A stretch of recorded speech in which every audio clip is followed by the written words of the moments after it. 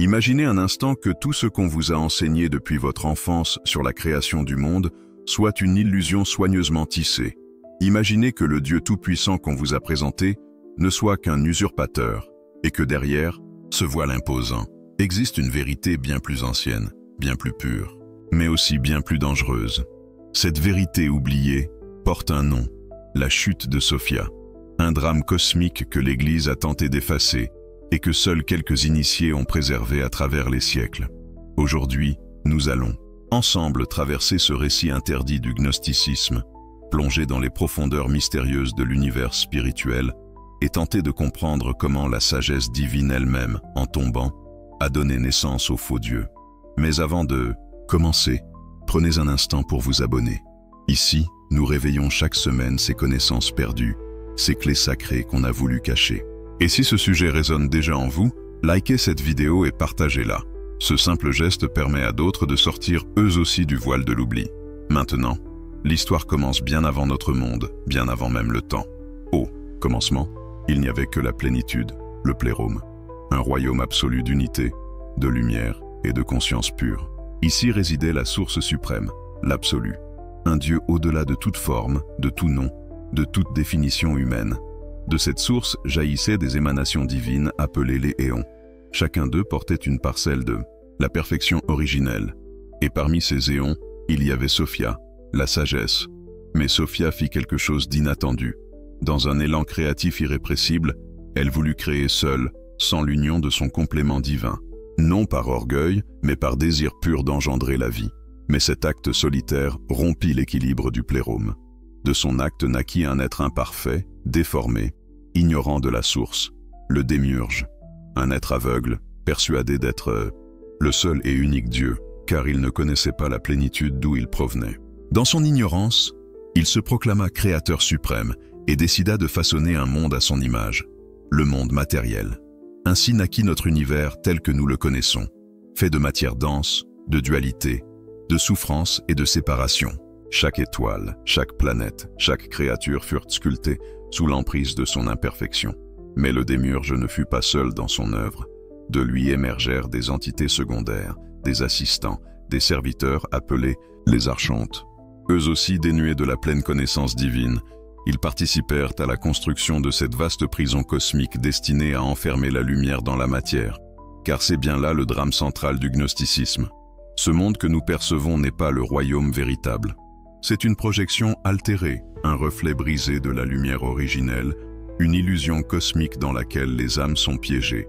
Mais comment cette lumière divine a-t-elle pu être enfermée dans la matière? Sophia, prise de remords, après son acte solitaire, insuffla malgré tout une étincelle de lumière dans la création du démiurge. Chaque être humain porte ainsi en lui une particule divine, une mémoire secrète de sa véritable origine. C'est cette étincelle sacrée que le démiurge cherche à maintenir sous contrôle, par la peur, la souffrance, l'ignorance et le conditionnement. Tout est conçu pour nous faire oublier qui nous sommes réellement. Dans cette vision, le Dieu jaloux et vengeur décrit dans l'Ancien Testament, celui qui exige sacrifice, obéissance aveugle et punition sévère, n'est autre que le démiurge lui-même, celui qui usurpe le trône de la divinité véritable. Et pourtant, même au cœur de cette prison matérielle, subsiste un espoir. Car la mémoire de la source ne peut jamais être totalement éteinte. C'est précisément pour réveiller cette mémoire enfouie que surviendra un messager, venu d'ailleurs, porteur de la vraie lumière, le Christ gnostique. Dans la tradition gnostique, Jésus n'est pas simplement l'homme que les évangiles canoniques décrivent. Il est bien plus qu'un prophète, bien plus qu'un simple Messie venu souffrir pour expier les fautes de l'humanité. Il est celui que l'on appelle le Christ gnostique, émissaire de la source suprême, envoyé pour traverser les sphères du démiurge et atteindre les âmes prisonnières de la matière. Car le problème de l'humanité n'est pas le péché au sens moral que l'Église a longtemps prêché. Le véritable drame, selon les gnostiques, est l'oubli. Nous avons oublié notre origine divine. Nous avons été plongés dans l'amnésie spirituelle, anesthésiés par les illusions du monde matériel. Le Christ gnostique ne vient pas nous sauver en absorbant nos fautes. Il vient nous rappeler. Il vient révéler ce que nous sommes réellement. Éveiller la mémoire endormie de la lumière originelle. Dans l'évangile de Thomas, Jésus déclare « Le royaume est à l'intérieur de vous et à l'extérieur de vous. Lorsque vous vous connaîtrez vous-même, Alors vous serez connus, et vous saurez que vous êtes les fils du Père vivant.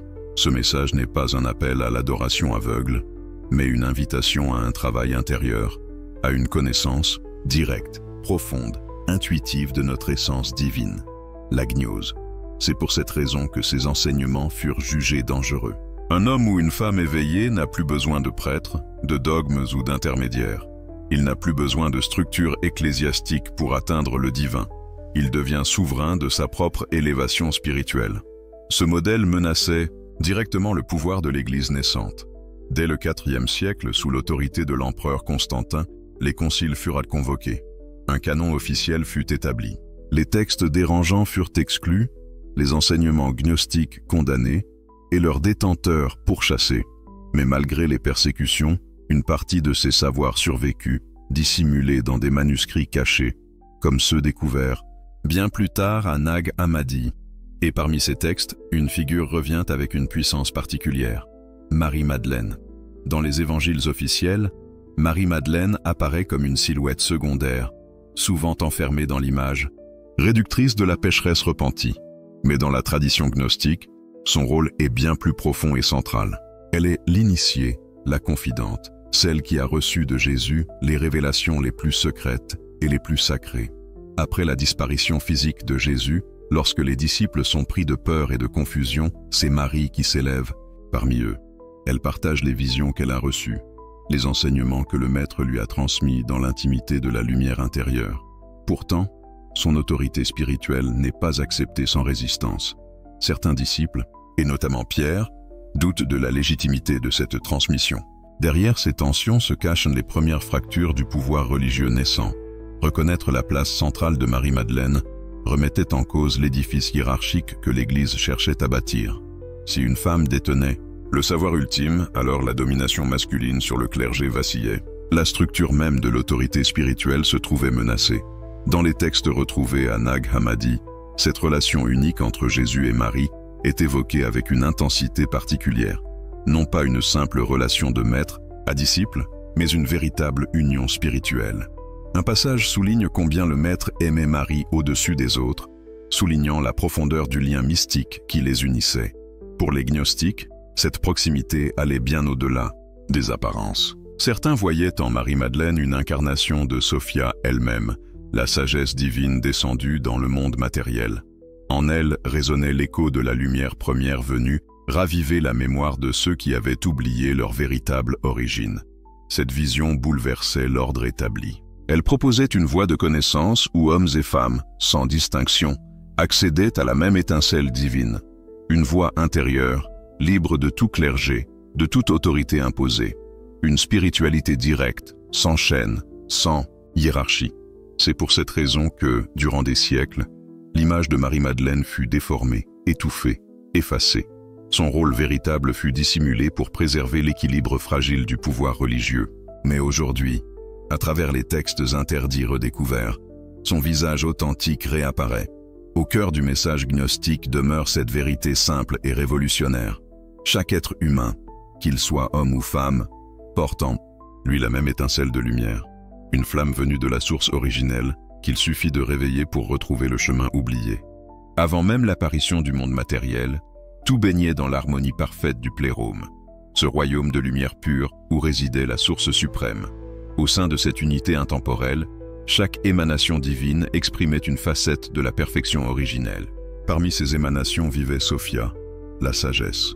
Poussée par un élan créateur irrépressible, Sophia chercha à engendrer seule une nouvelle manifestation de la lumière, sans l'union sacrée de son complément divin. Ce désir d'acte solitaire, bien qu'issu de la pureté, provoqua une rupture dans l'équilibre cosmique. De cette initiative isolée naquit un être imparfait, incomplet, ignorant de ses véritables origines. Cet être est connu sous le nom de démiurge, aveugle et coupé de la source véritable. Le démiurge crut être l'unique créateur. Dans son ignorance, il façonna un univers à son image, un monde matériel fait de dualité, d'imperfection et de souffrance. Ce monde devint la prison des âmes, un lieu d'oubli où la lumière divine fut enfermée dans des corps de chair, séparés de sa mémoire originelle. Le démiurge, incapable de percevoir le plérôme, se proclama Dieu unique. Il exigea obéissance et adoration. imposant des lois fondées sur la peur et la soumission. Autour de lui, d'autres entités naquirent, les archontes, des serviteurs chargés de maintenir les âmes humaines sous contrôle, alimentant sans cesse l'illusion de la séparation. Mais malgré cette chute, Sophia demeura présente. Bien qu'elle soit tombée dans les mondes inférieurs, elle ne disparut pas. Elle devint le murmure discret qui traverse les consciences, la voix intérieure qui pousse à chercher, à remettre en question, à se souvenir. Sa chute n'était pas une défaite, mais un acte sacrificiel qui permit d'insuffler dans la matière une étincelle divine, une chance de rédemption pour chaque âme prisonnière. À travers chaque être humain subsiste cette trace de lumière, ce fragment du royaume oublié. Même voilé par l'illusion du monde, cette flamme intérieure continue de vibrer, appelant inlassablement l'âme à retrouver sa véritable demeure. La chute de Sophia n'est pas seulement l'origine du faux Dieu, elle est aussi le début de notre quête de retour. Car en descendant, la sagesse divine a laissé une porte entr'ouverte dans l'obscurité, un chemin secret par lequel chaque âme peut retrouver la lumière originelle. Dans ce drame cosmique, le gnosticisme nous offre une clé essentielle. Ce que l'on nous présente comme la réalité n'est qu'un théâtre d'ombre. Derrière le voile de la matière demeure la vérité de notre origine divine. Et c'est en traversant l'illusion que l'homme peut retrouver l'unité perdue. Face à ce monde d'illusions façonné par le démiurge, les anciens gnostiques ont transmis un chemin intérieur, un processus sacré destiné à guider l'âme vers sa véritable demeure. Car si l'homme est prisonnier d'une création imparfaite, il n'en reste pas moins porteur de la lumière originelle. Et cette lumière, bien qu'enfouie, peut être réveillée. Le premier pas sur ce chemin consiste à reconnaître l'illusion. Le monde matériel, avec ses plaisirs éphémères, ses désirs insatiables et ses peurs constantes, n'est qu'un voile destiné à détourner l'âme de son essence véritable. Comprendre cela demande un regard neuf, une rupture intérieure avec les conditionnements imposés dès la naissance. Les gnostiques enseignaient que la véritable connaissance ne s'acquiert pas par l'étude extérieure, ni par la foi aveugle. Elle émerge du silence intérieur, de l'introspection profonde, lorsque l'être humain commence à questionner la nature même de son existence. C'est un choc intérieur, souvent douloureux, qui marque le début de l'éveil. Car voir, au-delà du voile, demande de déconstruire tout ce que l'on croyait être vrai. Une fois cette illusion reconnue, le travail d'élévation peut commencer. La méditation, le silence, la contemplation deviennent des outils essentiels pour se reconnecter à la lumière intérieure. Les passions du monde doivent être transcendées, les peurs apaisées, l'ego dissous. Car tant que l'âme reste attachée à ses désirs terrestres, elle demeure prisonnière du cycle imposé par les archontes. Dans l'hymne de la perle, ancien texte gnostique, un prince oublié se réveille un jour et se rappelle qu'il vient du royaume de lumière. Il avait dormi, plongé dans l'oubli, mais le souvenir de son origine divine finit par renaître en lui. Cette parabole illustre la mission de chaque âme incarnée dans le monde matériel. Nous avons tous quitté le royaume de lumière pour une expérience d'oubli, mais nous sommes appelés à nous en souvenir. Lorsque l'éveil intérieur grandit, l'âme se prépare à franchir les sphères du démiurge. Car selon les anciens textes, après la mort physique, l'âme doit traverser les domaines des archontes, ces puissances qui tentent de retenir chaque conscience dans le cycle des réincarnations. Seule l'âme éveillée, porteuse de la véritable connaissance, peut franchir ces barrières et retourner vers le plérôme. Dans le livre des secrets de Jean, Jésus enseigne à ses disciples comment traverser ces sphères. Il leur révèle que le véritable Dieu n'est pas de ce monde, et qu'en traversant ces puissances trompeuses, l'âme retrouvera sa véritable demeure. Ce savoir n'est pas réservé à une élite extérieure, mais à ceux qui, intérieurement, osent ouvrir les yeux.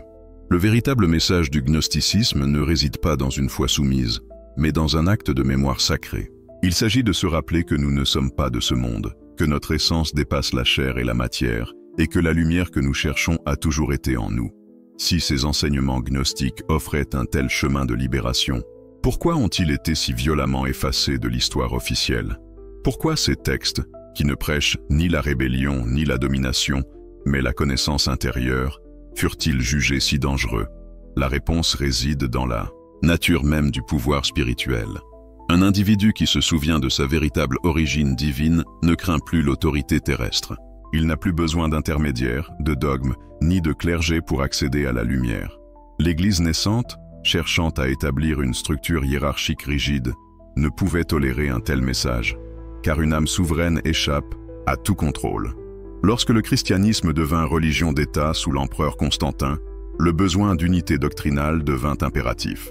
Les conciles officiels furent reconvoqués, les textes canoniques sélectionnés et les écrits gnostiques condamnés. Des générations entières grandirent dans une foi amputée de ses racines les plus profondes. Mais malgré les persécutions, la gnose ne disparut jamais totalement. Elle continua de survivre à travers certaines écoles mystiques, dissimulées, transmises en secret de maître à disciple. Ce n'est qu'en 1945, avec la découverte fortuite de Nag Hammadi, que ces écrits anciens refirent surface, comme un souffle venu briser le silence imposé depuis des siècles. Ces révélations bouleversent encore aujourd'hui notre compréhension du message originel de Jésus. Car selon la vision gnostique, le Christ n'est pas venu instaurer une religion extérieure fondée sur la peur et le péché. Il est venu réveiller les âmes prisonnières, rappeler à chacun qu'il porte déjà en lui la lumière du Père, véritable. Dans ce récit interdit, l'homme n'est pas un être corrompu mendiant le salut. Il est une étincelle divine endormie, appelée à se souvenir de sa grandeur. La véritable chute n'est pas celle d'Adam, mais celle de la conscience, lorsqu'elle oublie sa source. Aujourd'hui encore, ces textes continuent d'appeler ceux qui osent remettre en question les dogmes établis, car la gnose n'impose rien. Elle invite simplement à se souvenir. Ce que vous venez de parcourir n'est pas une simple théorie, c'est une mémoire ancienne qui refait surface après des siècles de silence. Derrière le voile du monde matériel, bien au-delà des illusions, du temps et de la chair, subsiste la vérité oubliée de notre origine. Le message gnostique révèle que nous ne sommes pas de simples créatures égarées dans l'univers. Nous sommes des fragments de la lumière première, descendus dans la matière, plongés dans l'oubli, mais appelés à nous souvenir. La chute de Sophia n'est pas une malédiction, mais un sacrifice qui a permis à la lumière de pénétrer dans la création déformée du démiurge. Et aujourd'hui, à travers ces textes interdits, elle continue de murmurer à ceux qui l'écoutent. L'éveil ne dépend d'aucun maître extérieur. Il naît du silence intérieur, de la quête sincère de l'être vers sa propre source. Chaque conscience qui s'éveille affaiblit un peu plus les murs du mensonge. Chaque âme qui se rappelle rallume une étincelle de la lumière oubliée. Et si ce message résonne en vous, sachez que vous n'êtes pas seul dans cette traversée. Partagez cette vidéo pour que d'autres puissent, à leur tour, entendre l'appel de la sagesse perdue. Commentez votre ressenti, car chaque voix, chaque témoignage devient un phare pour ceux qui cherchent encore. Et abonnez-vous pour continuer ce chemin ensemble, à la rencontre des vérités cachées qui n'attendent qu'à renaître.